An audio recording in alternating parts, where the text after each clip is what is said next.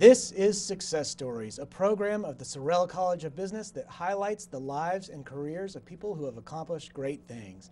I'm Alan Mendenhall, Associate Dean of the Sorrell College of Business and Executive Director of the Manuel H. Johnson Center for Political Economy.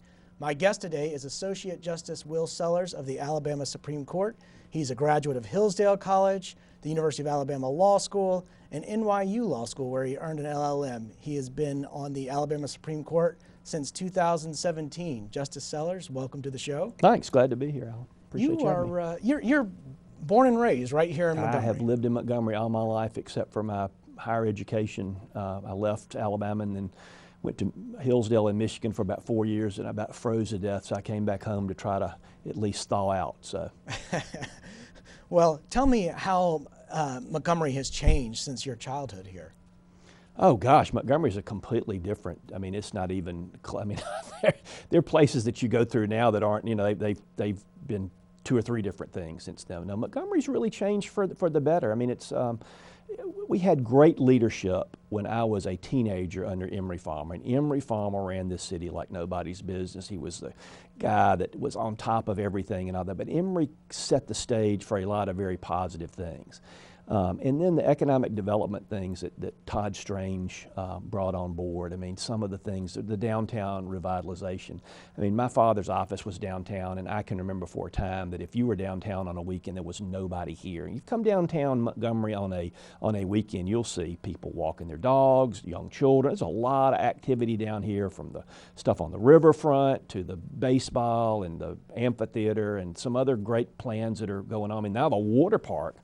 I mean, Montgomery is really moving in the right direction, and you probably saw the news, but I mean, Hyundai continues to invest money here, another $250 million, more folks getting employed, and you know, railroad companies are looking at us as a hub for different things because we got stuff going on in the port, but we can ship things to Montgomery. So there are a lot of positive things going on. So it's changed a lot in the 60 years that I've been a member of this wonderful community.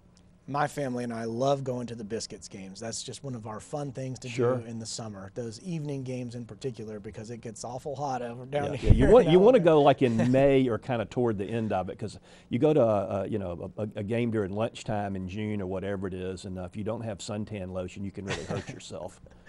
Well, Hillsdale College is a place that's near and dear to my heart. I've spent a lot of time up there. But it was probably a different place in the 80s when you were there. It probably looked different. I know it had some different buildings. Yep. What was your experience like when you went to Hillsdale? Well, Hillsdale in the 80s was a magical place. I mean, I graduated from high school in '81, so Ronald Reagan had just been inaugurated president. He had survived the John Hinckley shooting, and Hillsdale was just on everybody's radar screen for the conservative movement. I mean, the people that came in and out of there the 4 years that I was there, I get lost in the list of some of the conservative luminaries. I mean, one of my favorite things was, you know, to spend time with people like Russell Kirk. I've got a great picture.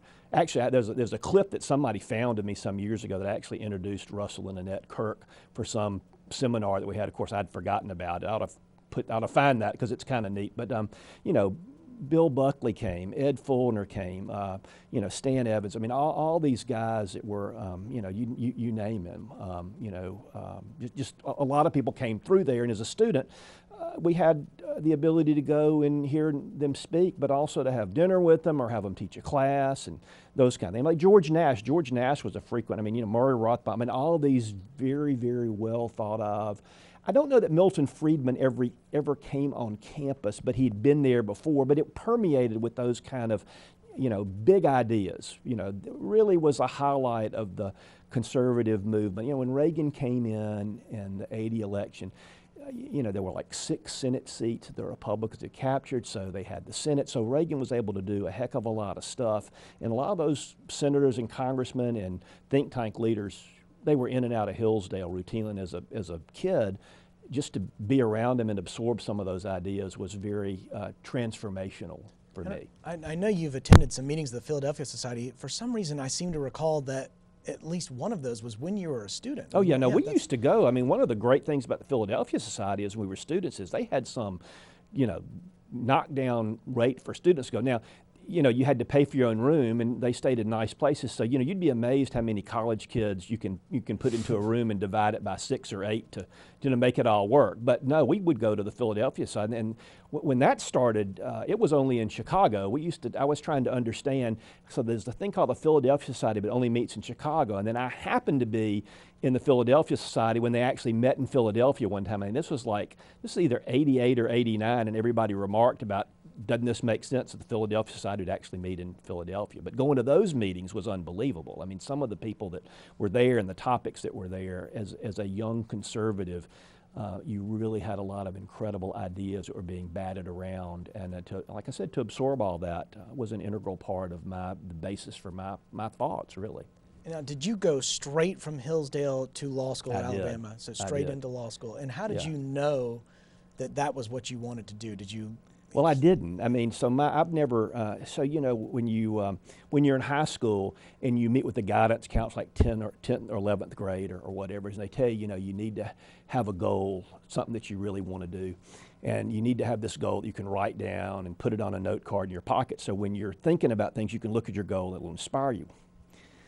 I've never had a goal, and so I asked my guidance counselor, I said, can a goal be to have 3 meals a day? And she said, no, it's not. It's got to be bigger than that. So I don't have long-term ambitions or goals. I've just sort of been one of those people that there are opportunities that present themselves and you take advantage of them. And so I never really planned on going to law school necessarily. It just seemed to kind of make sense. I majored in history and political economy, and there wasn't a real market for, Bachelor of Arts in History and Political Economy unless I wanted to teach, which I wouldn't mind doing. I enjoy lecturing sometimes, but law school seemed like a great option, and coming home to Alabama seemed like an even better option because I enjoyed my time in Michigan. The temperature was a little bit difficult for me, so coming to law school in Alabama was a great ticket to get back home and kind of re-immerse myself in our wonderful state and in the community that I've been a part of all my life.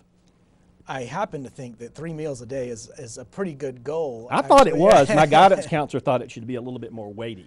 But I still have that goal. If every night I can go home and before I go to sleep think I've had 3 meals a day, I'm thankful for that, and I feel like I've accomplished something. So all the high-minded things, I've never really been, I've never subscribed to all that.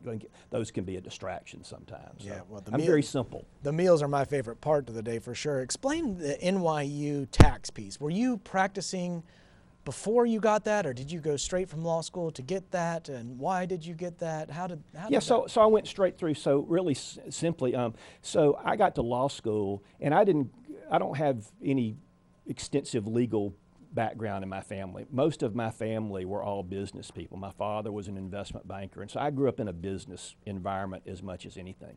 So the first year of law school, when you have things like torts and civil procedure, I found that to be a challenge because it just seemed, some kind of incongruent some ways and all that. But I could understand things like property because my father developed real estate and I was with him and saw how those things worked. And so the thing that made the biggest difference for me is working at a law firm in the summer. And I was very fortunate in the summer to work for a law firm that had a couple of tax lawyers.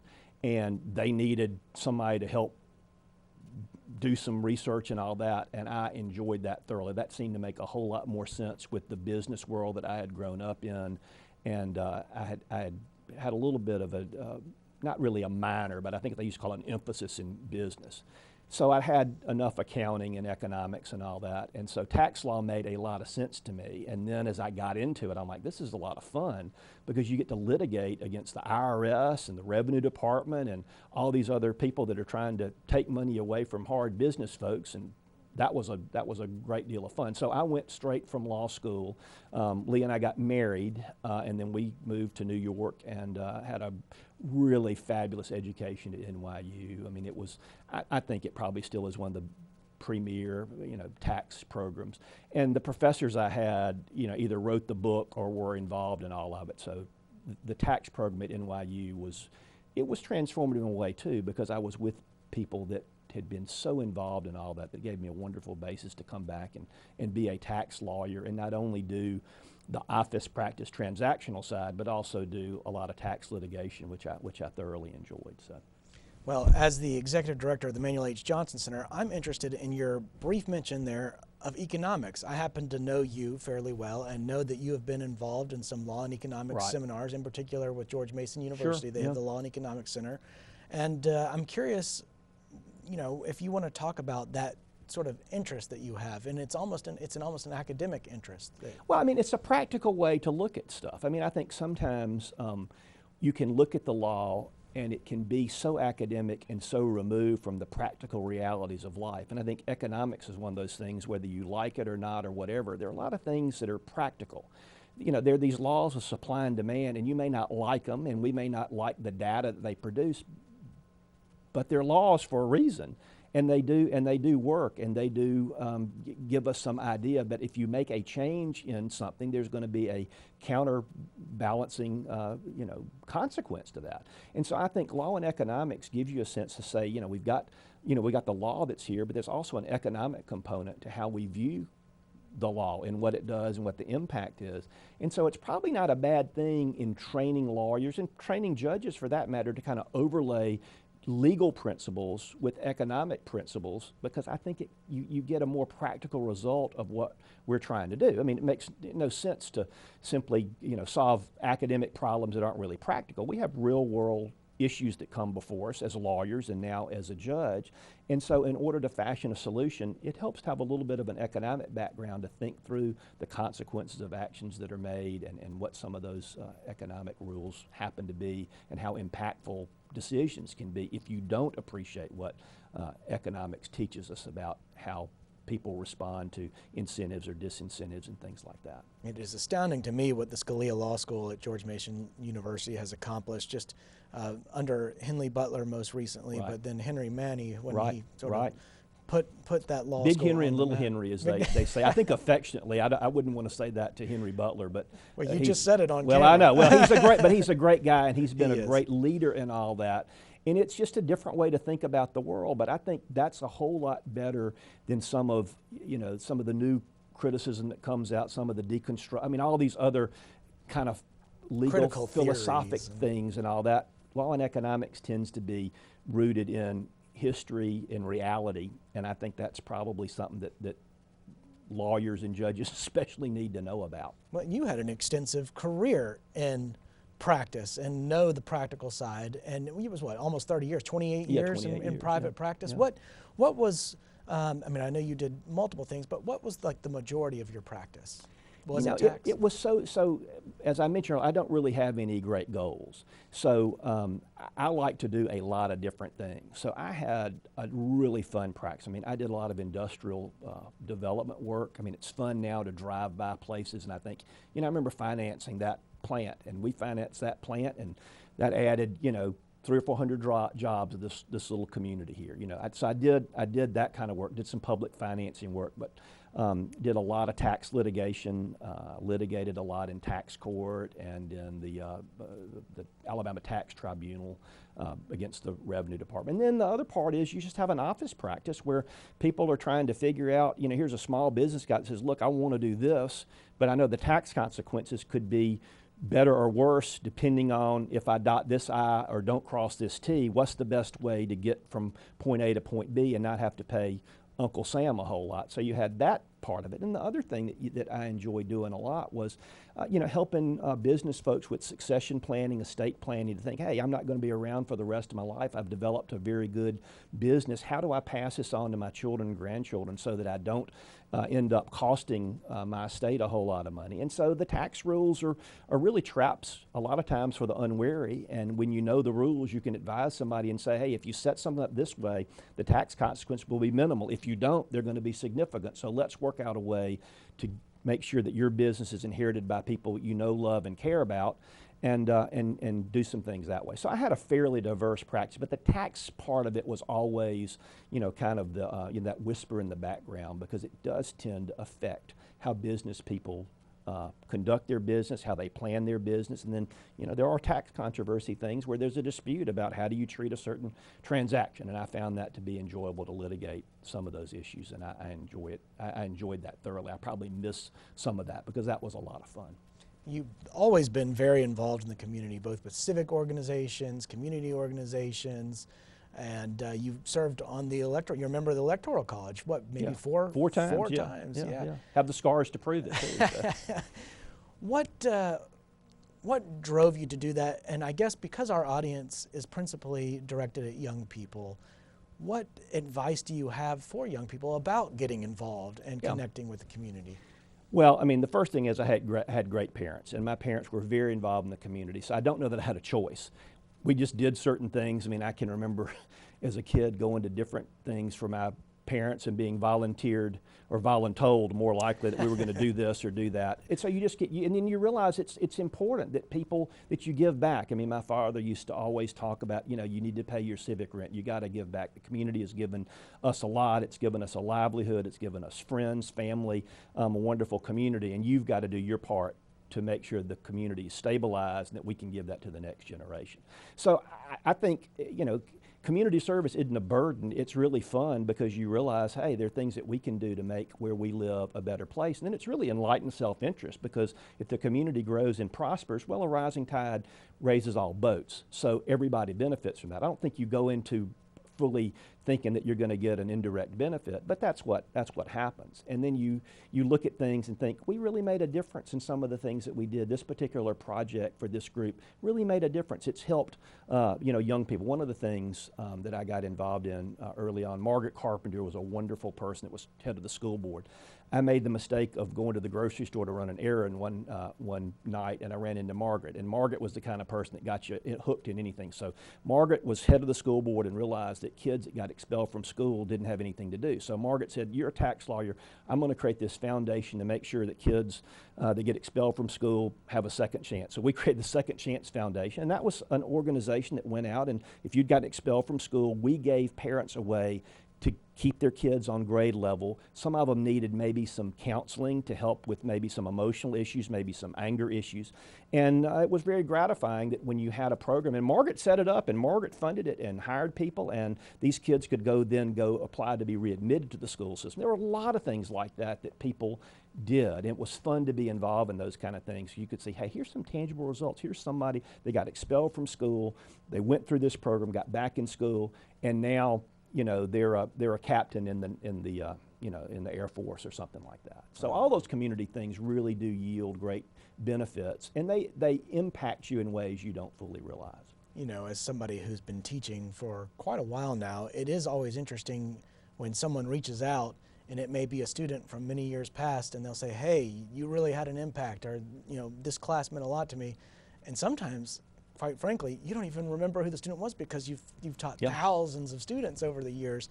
But that is always rewarding to see when your investment, whether it's in time or money, has yielded dividends.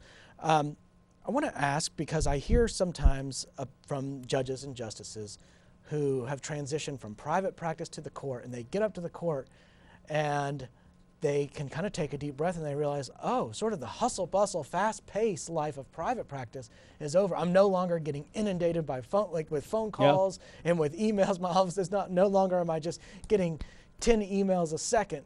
And so the pace of the job is a little different. You're able to dig a little deeper into legal principles and obviously into case history and legal doctrine. How was that transition for you? Was it enjoyable? Did you like it? Did you find life on the court to be very different from life as a private practitioner? Yeah, so it is different. So my life on the court started like this: is the governor decided to appoint me to the court, and I think that was on maybe Tuesday or Wednesday. So on whatever day it was, I called some of my law partners and said, look, the governor's going to appoint me to the Supreme Court. It's not something that I had really thought about too deeply or pursued.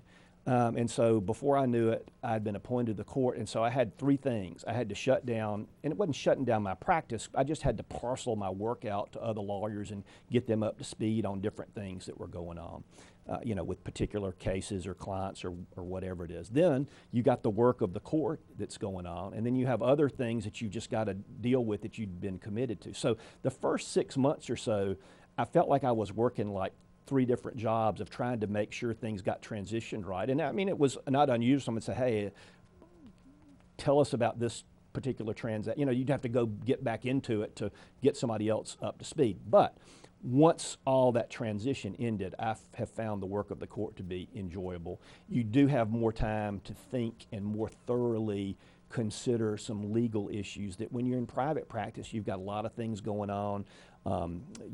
There's a judge that's telling you a brief's due particular time, but you're not always, your time is not your own. On our court, to some degree it is, although I think deciding cases promptly is important, but we do have a chance to think about things, delve into them, as you indicate, a little bit more thoroughly, and write an opinion that we think will not only solve the particular problem the litigants have, but will also serve as maybe a roadmap for people with similar situations. So the work of the court is intellectually challenging and stimulating. The pace is a little bit slower, but the things that we do have vast consequences to not only Alabama, but to other states that maybe look at us for different things like that. But it's highly enjoyable, but you're right, I don't get it nearly that many emails. And when I was in private practice, I had a number of clients that were in different countries, so it would not be unusual to wake up in the morning and have an email from somebody from Korea or India or France or whatever it is trying to, they were doing stuff in Alabama, and anyway, so you don't have that. I don't have any clients anymore. I think my only client is maybe my colleagues that I feel responsible to get my work out and review their work in a timely and prompt fashion.